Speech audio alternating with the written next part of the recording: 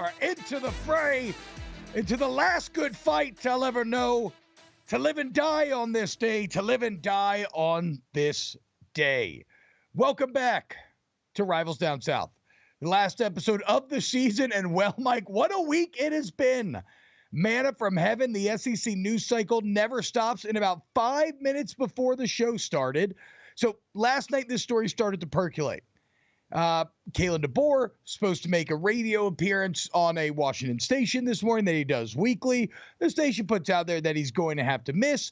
And then about 5 minutes before the show starts, Adam Rittenberg of ESPN.com reports that Kalen DeBoer is in contract negotiations with Alabama right now. Currently, as we speak, negotiating a contract. Doesn't say finalizing. Doesn't say he's going for sure, but this is beyond interviewing here, Mike. We are talking dollars and cents. I think, do you take this as being the precursor to Kalen DeBoer being the next head coach of the Alabama Crimson Tide? Well, it may not even have been this, T-Bob. It was a couple months ago when DeBoer hired Jimmy Sexton. You knew he was headed to the SEC. Oh, my God, I didn't realize he hired Sexton. Okay. He's got a contract extension on the table from Washington. He's had that for a while. He's not signed it. So there is a little negotiating here, I would certainly say. I don't think this is finalized by any means, but I do think if this is the hire, Kalen DeBoer, someone that I thought would be the hire for Alabama, I think this will be just a tremendous hire for the Crimson Tide. I mean, look at his record, 104-12 overall. He's only been a Pac-12 coach for 2 years. He's got 2 Pac-12 Coach of the Year titles. He's 3-0 against Dan Lanning. He's 2-0 against Steve Sarkisian. He's 2-0 against Lincoln Riley. All perceived better coaches. How about his record against top 25 competition? 12-2, and he never had better talent than any of those teams he's going up against. I think this could be trouble for the rest of the SEC. It's just, I spent an entire 2 years falling in love with DeBoer in his story, right? This South Dakota native who came up from the mud, earned his own way around the bases. Here's a great quote from Media Day for the National Championship. Where he's talking about, some coaches are born on third, and that's good, but I kind of learned a lot in running the bases. And this is a cat, grew up in South Dakota, would later become the head coach of NAIA program Sioux Falls, where he would go 67-3, winning 3 NAIA championships, 17-2 in the playoffs in his tenure, Mike. And remember, this is something, if you watched Rivals, when we talked Washington this year, this is something that consistently came up. I know DeBoer's success in that period of his career was at a lower level, but he still has the same resources as his peers. He's still competing on the same level as his peers, and he was a massive outlier in relation to his peers. And then you put him up on the higher level, and it continues. You put him up on the highest level, and it continued all the way to bringing Washington to a national championship. So this is dangerously exciting, I think, if you're an Alabama fan. And for Kalen DeBoer, represents the ultimate come up. Again, from Sioux Falls NAIA to now the premier college football program in the entire country and taking over for the greatest coach of all time. And you know what, Mike? One reason why I think this could be successful is that it seems like he has an air of gravitas to him, right? A maturity, a level of experience. Like I said, he's kind of seen it all in this business. And so he's probably, with that age, more well-suited to handling this job than someone like a Dan Lanning, Norvell, or some of these other cats. Mike, give me a reason why you think DeBoer may not work out in Tuscaloosa. Can he recruit? Be prepared to hear that the next 6 months. This guy's got no ties to the South. We love our own. We hate the outsiders. Well, you know who else was an outsider? Nick Saban. How about Urban Meyer? I mean, there's a long list of guys. Josh Heupel, we were debating, do we even count him? There's a lot of guys that had no SEC cred. That doesn't mean they can't get it done. And Alabama's going to recruit itself. So this doesn't concern me that much, but you're going to hear this. Is he the next Brian Harsin? I'm already hearing those comparisons. I think that's laughable considering what Brian Harsin, he did well at Boise, but it's not like he reinvented the wheel there. He just took over a well-oiled machine and kept it going. It's a completely different story in my opinion. I couldn't agree more. Brian Harsin did well at Boise. Kalen DeBoer did great everywhere he went. And again, he took over a Washington program that was broken at the time, and then just 2 years later in a national championship. He's simply fantastic. But again, the one thing he will have to deal with, he probably won't have the number one recruiting class in the entire country, Mike, right? And when you look at Alabama, I think Nick Saban in his tenure in Alabama claimed that title 8 times. I think Jimbo Fisher was like second with 3. Kirby did it twice. And then you got a few other schools littered around doing it once. So there was a level of consistency in both winning and recruiting that should be unreachable. But if nothing else, like, although I don't think it'll be the success of the Saban era, I do believe that Kalen DeBoer is a coach that could keep Alabama national championship relevant for years to come. So perhaps we'll see, but the death of Alabama, the rumors of that demise may have been greatly exaggerated. Mike, any more DeBoer thoughts before we get to the NCAA making me angry again? Well, I just think that it doesn't matter who you're going to hire. They're not going to be as good a recruiter and coach as the greatest of all time. So this guy's going to be unfairly judged. He's never going to be the next Nick Saban. There's just not another one out there. So he may fall short, but I go for it. I hate these people saying this is an impossible task. These coaches don't want it. These coaches are alphas. They want to win a national championship. Caleb DeBoer, with that roster he inherits, day one, they can win a national championship. He'll probably win a couple while he's at Alabama if he does take that job. Well, let's also be clear about this. The disparity of resources between Washington and Alabama are greater than that of some of the other top candidates that they were exploring, right? Like this represented the biggest upgrade for DeBoer versus maybe some of those other coaches and their schools that were being explored. So Kalen DeBoer potentially going to be the next Alabama Crimson Tide head coach, taking over for the legendary Nick Saban. Who would have ever fathomed that's a sentence we would have uttered 6 months ago?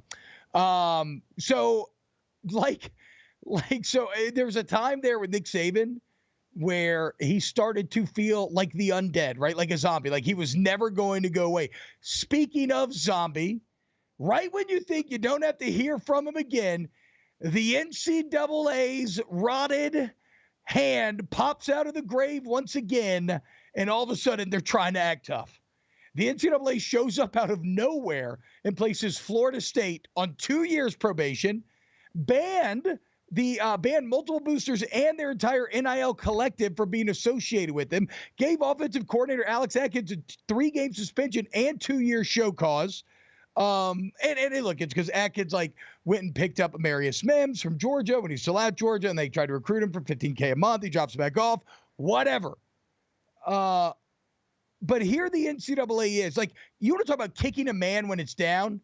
This poor Florida State program, one of the legendary programs in college football, after wandering the desert for years, trying to refine that success, they finally get there. And then in 2 months, they don't get selected in the playoff. Now they got this, and they thought they were going to lose their coach for a second. But I just think this is absurd. Florida State is doing what everybody else is doing. Now, granted, maybe they should have used a little more subterfuge, a little more kind of secrecy, but this feels like everybody's hanging out at a party. You're just talking, you're chilling, you're having fun, and out of nowhere, the NCAA walks in and just kicks Florida State in the nuts. And then they just look around at everybody, say something, just trying to act up, bro, what? Get out of here. Football, this is the best year of college football we've ever had. Just go away. You caused this problem. Don't act tough now.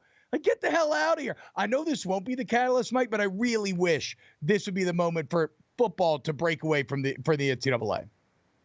Yeah, you want to talk about an organization that's a dead man walking, T-Bob. Look no further than the NCAA. I mean, who has been in their crosshairs more than anybody in recent history? It's Jim Harbaugh. And what did he do? He spit in their face, said, give me the suspension. I'll be fine. He won a national championship. Now, he may go to the NFL, but again, I just further evidence that whatever the NCAA does seems to be the wrong thing, and there's no repercussions for these minor things. Let's be honest here. In the NIL portal era, this is no big deal. The NCAA is a joke. Jim Harbaugh's shown it. I think Norvell staying despite all this is further evidence that they don't care about what the NCAA has to say. Yeah, and there is a little silver lining for Seminole fans. Mike Norvell, who was rumored for the Alabama job and SEMA, maybe the lead candidate for a few minutes there, 8-year contract extension, paying him more than $10 million per year. So if you are a Norvell believer, he is there to stay. Although operating without a collective is going to be tough, or recreating one, whatever. NCAA, just go away. Also, side note, Nick Saban continuing to get guys paid. All right, coming up next here on Rivals Down South, looking forward to next season of Rivals 2024. We'll talk some players to watch, some exciting Week 1 matchups. Keep it locked right here on Stadium.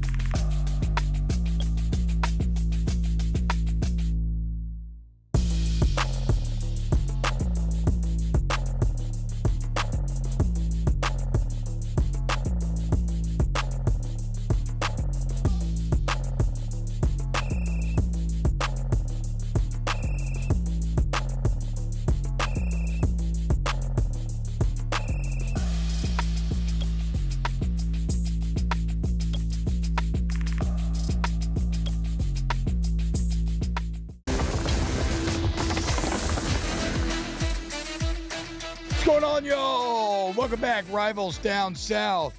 Generic Mike says FSU created a new collective over a year ago. Someone they have to associate with is already out. Good reporting there, Generic Mike. He also said, so, sounds like Bama couldn't get Sark, Kiffin, Norvell, or any of their other targets and landed on this Kalen DeBoer fellow. Read between the lines there, puppy.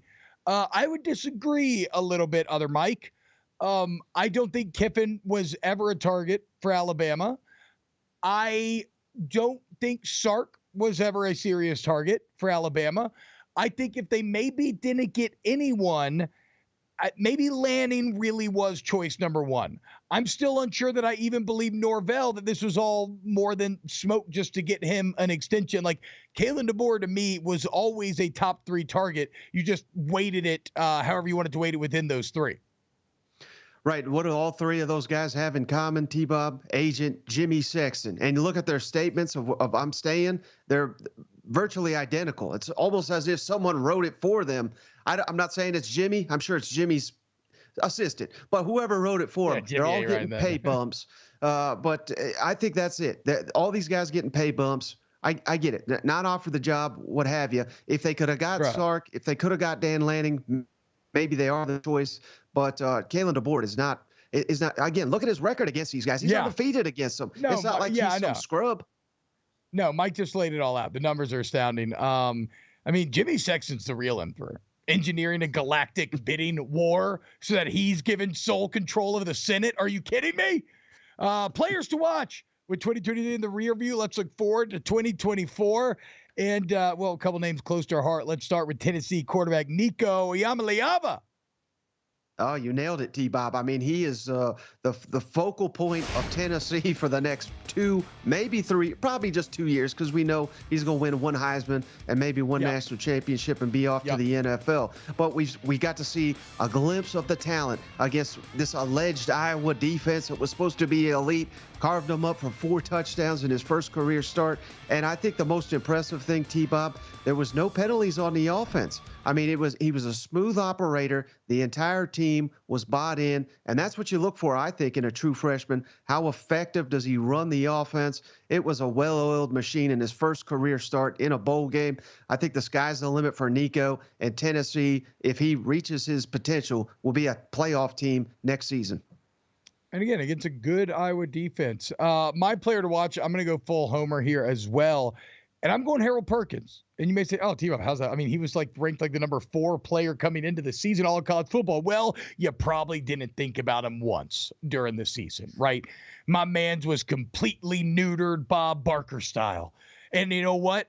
The same way it's not a dog's fault when you cut their nuts off, it wasn't Harold Perkins' fault, okay? This man was being forced to play out of position, awful scheme all year long. You go make Blake Baker the highest paid defensive coordinator in the entire country to the tune of $2.5 million a year. You pay defensive line coach Bo Davis $1.5 million. What does the D-line do? Helps free up the linebackers, and Perkins is going to be coming off that edge as well. So I am buy Perkins stock now while it's low, because it is going to be meteoric by the end of the 2024 season.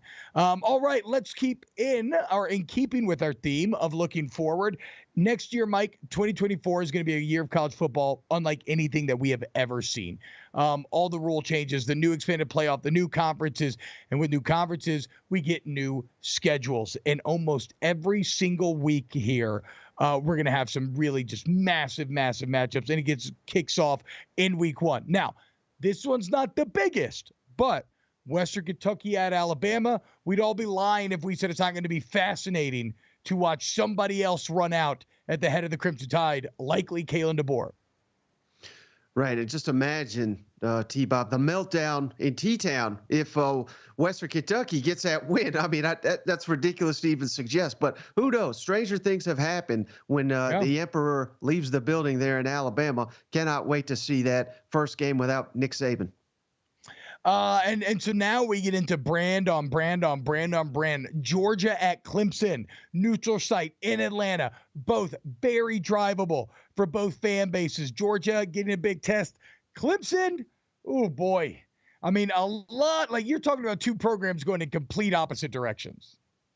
Yeah, no doubt. But this would be an opportunity for Dabo to show that he's still elite. Maybe Clemson's turning the corner. I ain't buying that, but this is an opportunity to get that done. They got more games in their future at home and home. I wish this was a home and home. And here's a bit of star-crossed lovers, maybe ex-lovers, as Notre Dame will travel to College Station to take on the Texas A&M Aggies, where, of course, Mike Elko, former Duke head coach, now head coach at A&M, will be squaring up with Riley Leonard, former Duke quarterback, now quarterback at Notre Dame. Who does this game mean more to? I think it's Notre Dame. I think Texas A&M goes into it with house money, but I think this is an opportunity. A team that very few are talking about right now nationally is Texas A&M because of the debacle that was the Jimbo Fisher era. Mike Elko's brought in over 20 players in the last week via the portal. This is going to be a completely new roster. There's still star power on it, including Connor Wigman. New offense. I think A&M's a team to watch, but if they lose this game, I think people will understand it. Yeah, no, I think Jimbo has all the house money still at A&M. Not sure though. We'll see. And then finally, one game that I will be at: LSU, USC in Sin City, Las Vegas. 2 new quarterbacks. Who the hell knows if there will be any defense played? Both Matt House and Alex Grinch out. Fascinating to watch this one. This will really determine year 3 also for both Lincoln Riley and Brian Kelly, and really a make or break year in terms of selling the fan base that you are the guy going forward. Are you legally allowed in Las Vegas, T-Bob? That kind of surprises me. Well, one No, undercard no, to no, no, keep no, an no, eye no, no, on. no. That stopped 6 months ago. So yes, right at time. I am allowed. Hey, one other one I wanted to quickly mention: Miami at Florida. Billy Napier. I don't think he'll be gone by week 1, but this is basically the hot seat bowl. Both these coaches desperately need a win to start 2024 off right.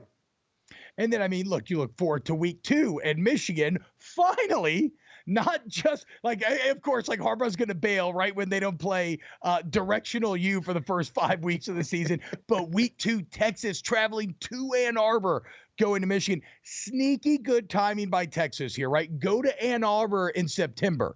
Don't go in November. Don't go in October. Go earlier the better. And without Harbaugh, you feel like this is a real chance for the Longhorns to make a statement against the defending champs. Right, and they've done this before. They just beat Alabama on the road. So this is something that Texas is used to doing, going on the road, getting these big wins. Big opportunity. Is Texas really back, or was it a one-hit wonder? I think we're going to find out early next season. All right, coming up next, so the final segment of this season of Rivals Down South, me and my guy SEC Mike will get some freshman advice to the 2 new SEC members. Keep it locked here on Rivals.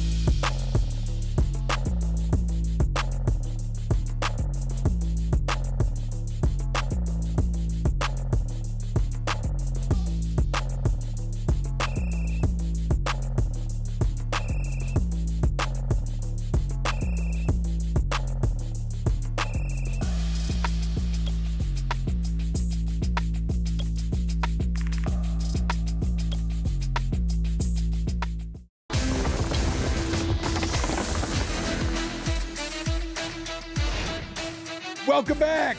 This season's final Rivals Down South segment. And look, as we said, man, 2024 going to be a wild college football season. So many things changing, not the least of which, and really the move that kicked all of this off in many ways, Mike. A few years ago, Texas and Oklahoma announcing their intentions to leave the Big 12, and finally, the day is nearly upon us. Welcome in. This is symposium day at the school. We're going to hand out syllabi. Please, look at the board. Professor SEC Mike, what would you like to tell the incoming freshmen about how to succeed in the Southeastern Conference? Well, specifically Texas, I'd like to tell them to check their attitude at the door because they're coming in. They think they're the cool kid. They got the biggest stick on the block. Well, let me tell you, there's about 6 others that got everything you got, and they're more accomplished. And teams like Arkansas, Kentucky, South Carolina, if you don't come prepared, they'll get you. So I think that's very, very important for Texas to understand on day one. So Mike's from Tennessee. He said stick. He said biggest stick. Kind of ran together there. But I agree. There's a lot of big sticks in the SEC. So the point still stands. Like, you got to come. And actually, Mike, I'm going to offer the same advice to Venables in Oklahoma, because I know Oklahoma fans, they don't even realize how spoiled they really are. Right? They just been kind of in cruise control for nearly 2 decades now. The class of the Big 12, markedly better than all of the other teams in the Big 12 from a recruiting standpoint, from a resource standpoint. They got their Jumpman sponsorship. They've had really great coaches, especially just Bob Stoops for that majority of that time. And even Lincoln Riley was great when he was there. But now we don't know about Brent Venables. And now you're entering a conference where, as Mike said, every single week you got to come correct or you can get beat. Like, Oklahoma fans are used to sleepwalking to 10 wins. Even this last year, it's not going to happen in this league. You may have to eat some 8 and 4s, some 7 and 6s, some 5 and 7s, and then you fire Brent Venables and finally admit that I was right. But as long as you're willing to humble yourself, we're glad to have you. We're glad to have you. And I cannot wait to watch LSU and Norman, Oklahoma and Death Valley, right? Texas going to Knoxville, Tennessee. The SEC will be at its best next season with these 2 new freshmen, Mike. Every game that they go on the road is going to be a warfare, and it's going to be great to see all these SEC teams hit Austin and Norman. I mean, it's great. Oklahoma, big human beings. You find them, bring them to campus because you desperately, desperately need them to compete in this league. Hey, a massive thank you to our producer, Dan Vega. Massive thank you to everybody at the control room. Massive thank you to you, SEC Mike, host of That SEC Podcast, highest rated SEC podcast on Apple. Thank you to everybody hanging out with us this season. We love you. See you next year here on Rivals.